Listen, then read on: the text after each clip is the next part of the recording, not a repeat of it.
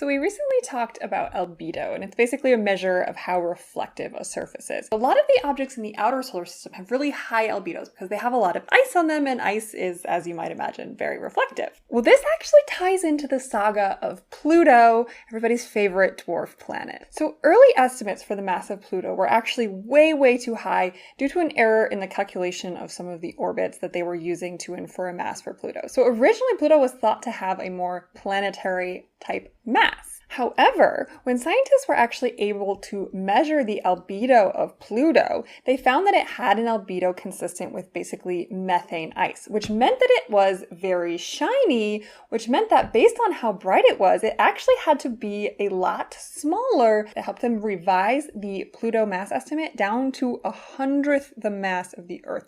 And nowadays we actually know that it's way less than that. It's like 459 times less massive than the Earth. Pluto's a little boy.